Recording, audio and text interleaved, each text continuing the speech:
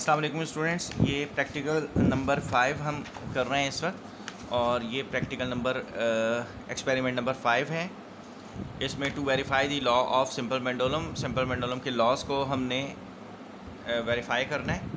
और ये वेरीफाई करने का एक ख़ास तरीका था। अच्छा, लॉज ऑफ पेंडुलम हैं क्या कि time period is directly proportional to the square root of length, क्योंकि t is equal to 2 pi under root L upon G होता है। तो t is directly proportional to under root L होगा। इसमें कोई ऐसी बात नहीं है जो एक्सप्लेन करने की हो। दूसरी बात, time period is independent of mass, यानी मास कुछ भी लगा दें टाइम पीरियड चेंज नहीं होगा।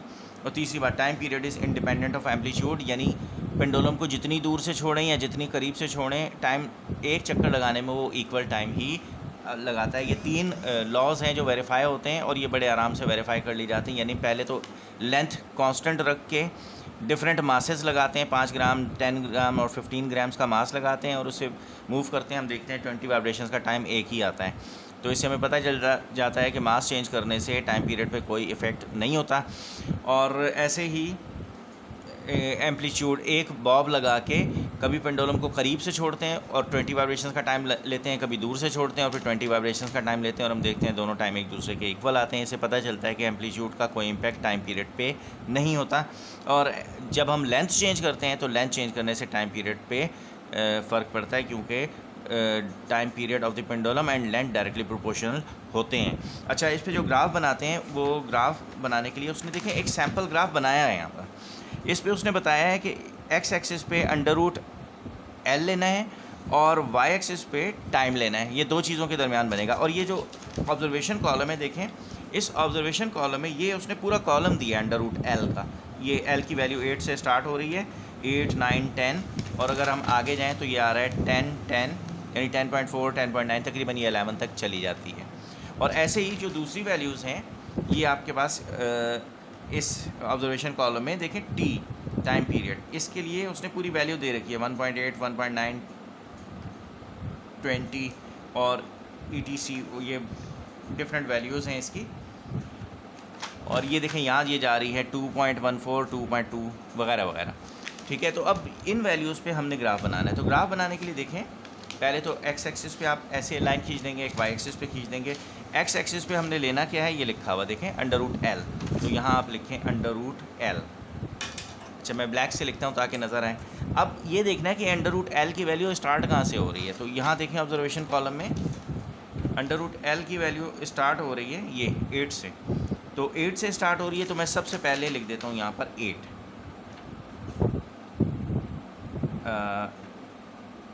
अच्छा सॉरी, मैं इस जगह से नहीं, मुझे यहाँ से लिखना चाहिए। चले 8, 9, 10, 11, 10 बॉक्स 1 सेंटीमीटर के इक्वल है।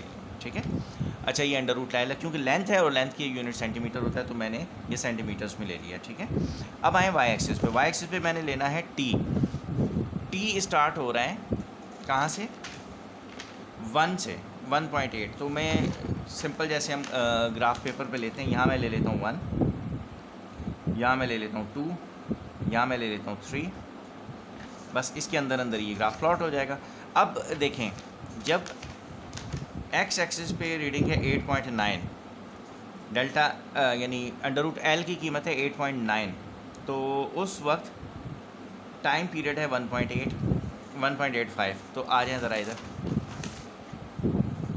अंडर रूट L लेना है 8.9, 8.9 कहाँ आएगा, ये 8 है, ये 9 है, 8.9 इससे 2 खाने पहले आ जाएगा यहाँ। अच्छा, और इस जगह पर 8.9 पर, यानी ये 8 और ये 9, तो 8.9 यहाँ कहीं होगा। ठीक है। इस 8.9 पे लेंथ की रीडिंग क्या है, 1.8। तो अब आ जाए, यहीं से ऊपर चले जाइए, ये आ गए आप 1 पे।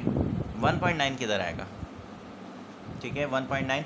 अब ये 2 है ना, तो इसी को आगे लेके जाइए, यहाँ तक तो 2 है, तो 1.9 इससे 2 खाने नीचे आ जाएंगे, ये आ गया 8.9 पे 1.9। ये पहली रीडिंग प्लॉट हो गई।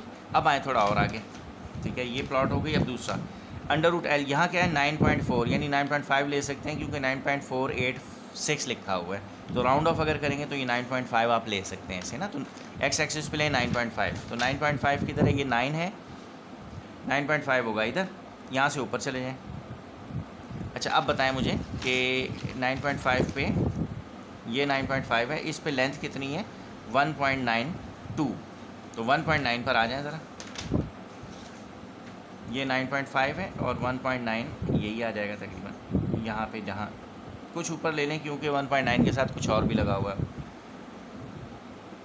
और अब आ जाएं थोड़ा और आगे, ये 10 है, 10 पर रीडिंग कितनी है 2.0, तो ये आ गए 10 पर, और 10 पर रीडिंग आ रही है 2, ये आ गया 2, ये एग्जैक्ट 2, ठीक है।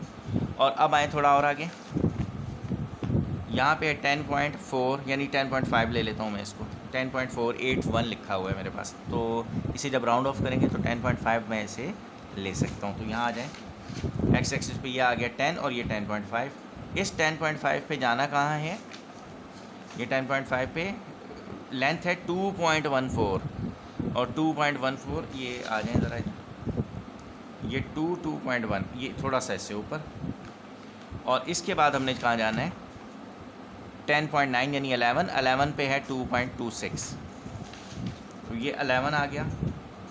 11 पे ये 2.16 यानी 2.2 पे जाके मैं इसको प्लॉट कर देता हूँ।